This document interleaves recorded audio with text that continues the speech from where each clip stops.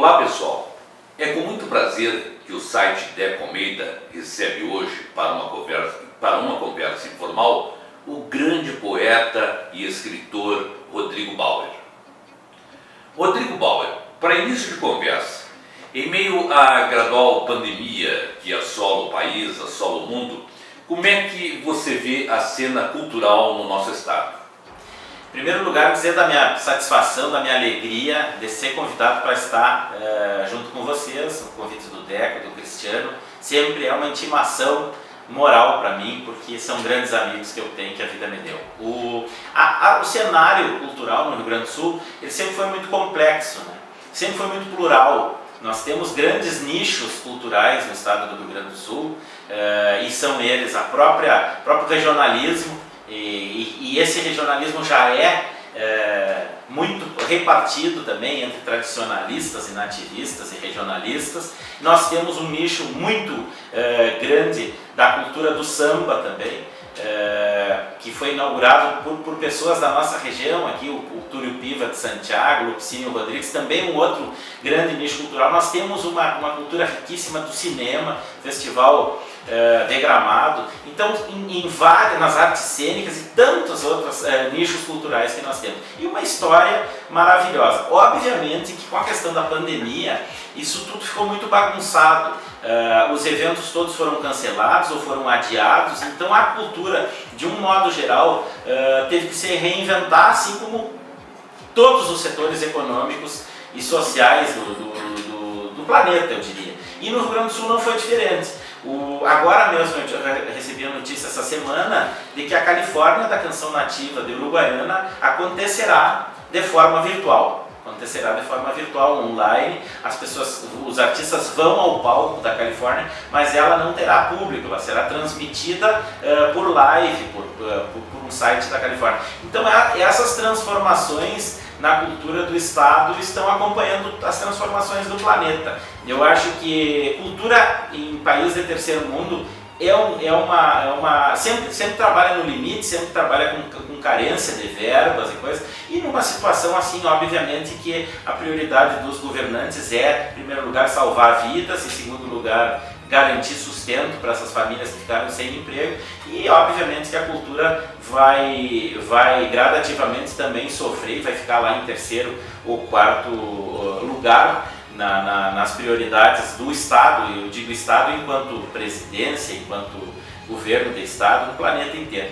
Mas eu acho que a cultura do Rio Grande do Sul é muito forte, e ela se mantém acesa, e com essa reinvenção que nós estamos sofrendo, ela quando voltarem os eventos presenciais, ela vai voltar com muita força, não tenho dúvida disso. Rodrigo Bauer, e que análise se pode fazer da cultura em São Borja, que continua muito tímida?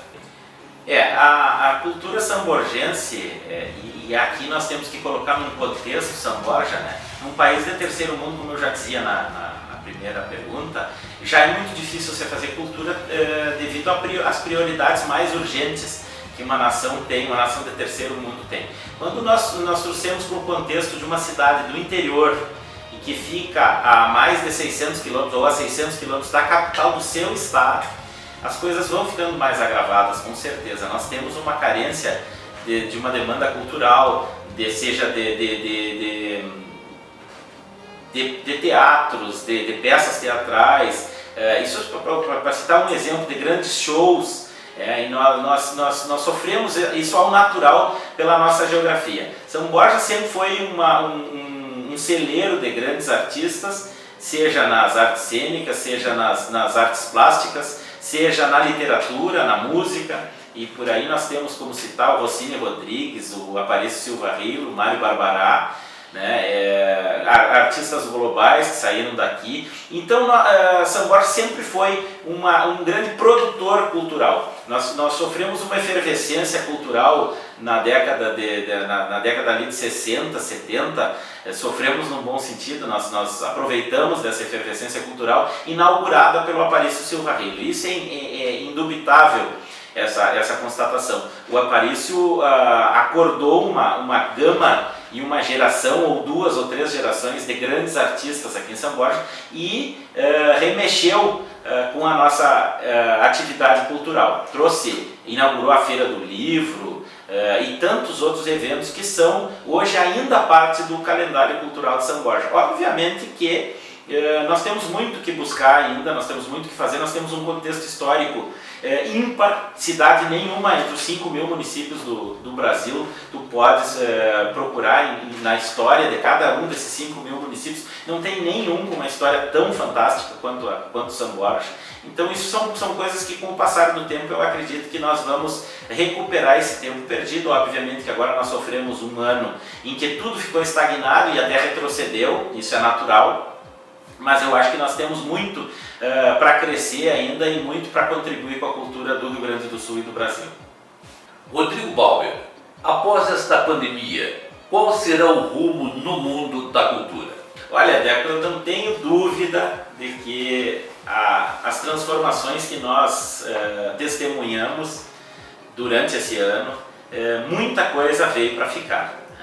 A questão da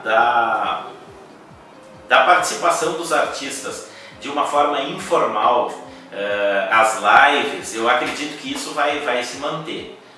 A própria questão cultural, não só no campo da cultura, mas a questão cultural dos hábitos das pessoas estão mudando. Eu trabalho também com um leilão de animais, com leilão de cavalos, de gado, e nós, nas transmissões online, nos remates, nos leilões feitos em estúdio, nós observávamos que a faixa etária das pessoas que compravam era de pessoas bem jovens. As pessoas de uma faixa etária em diante não usavam essa ferramenta de compra online. E nós observamos que durante a pandemia essa faixa etária subiu e hoje nós temos clientes aí na faixa dos 70, dos 80 anos comprando por canal web.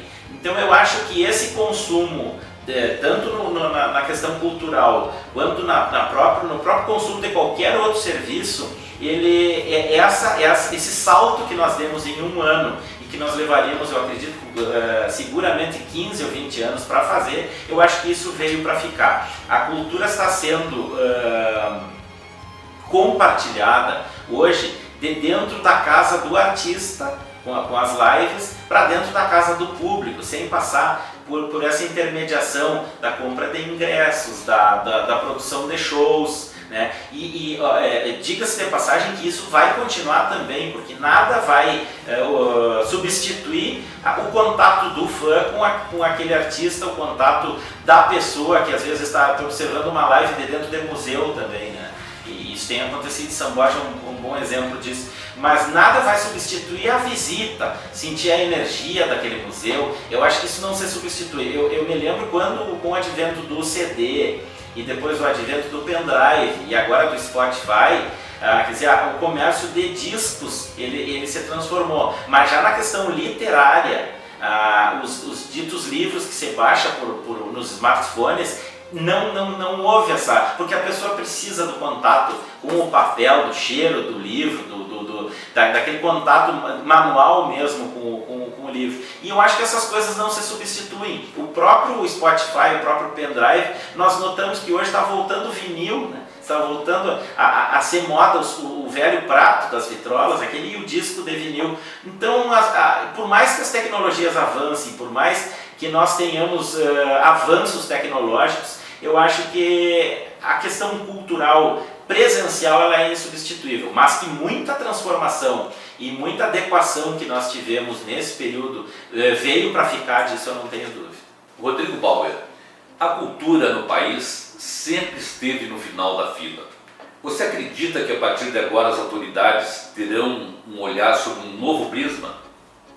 Deco, eu acho que vai ter que haver, em primeiro lugar, uma recuperação da dignidade dos artistas, né? Nós temos muitos artistas que financeiramente estavam estabelecidos e que não estão sentindo na pele, vamos dizer assim, mais intrinsecamente o problema.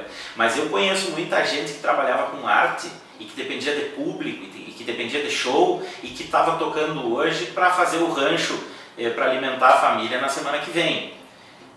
Ou às vezes muito mais grave do que isso, porque o artista muitas vezes ele não pensa muito em previdência, né? E por aí nós temos os exemplos das casas dos artistas aqui no Brasil, em que nós vimos grandes nomes da televisão e da música serem recolhidos para essas casas de artistas porque durante a carreira deles não juntaram nada. Então isso é um pouco da característica do artista, esse desprendimento econômico financeiro.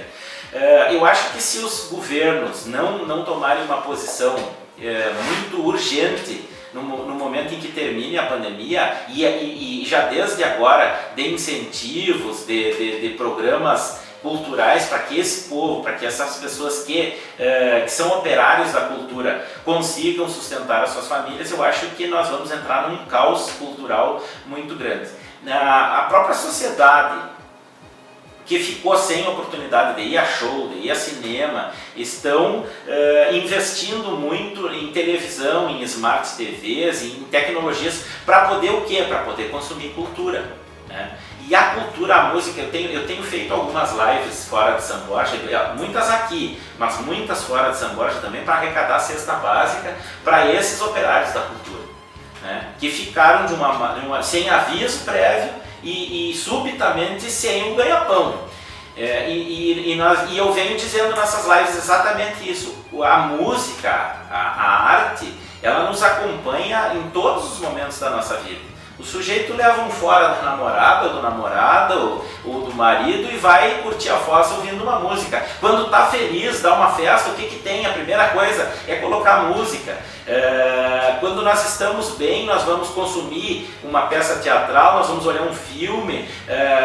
Como é um jeito hoje de interagir com a família, às vezes é na frente da televisão olhando um bom filme. Então a arte, ela está presente desde que o sujeito acorda até a hora de dormir. E nós temos que nos lembrar dessa classe, e principalmente nessa classe, e aí eu não falo nos artistas que têm outro modo de sustento, outras atividades, mas aqueles artistas operários da arte que única e exclusivamente têm o seu talento e a proximidade com o seu público para colocar o pão de cada dia na mesa. Eu acho que de um modo geral, mas principalmente nesses países de terceiro mundo, aqui linkando com a primeira pergunta, onde os artistas são mais desassistidos de um modo geral do que em países desenvolvidos, nós vamos ter que ter um olhar, sem dúvida nenhuma, mais carinhoso, mais compreensivo do poder público constituído, seja em projetos, seja o legislativo também, criar oportunidades para que essas pessoas consigam seguir fazendo cultura e sustentar as suas famílias. Site Deco Almeida recebeu em nossos estúdios o poeta Rodrigo Bauer. Muito obrigado, Rodrigo. Obrigado, Deco, obrigado, Cristiano.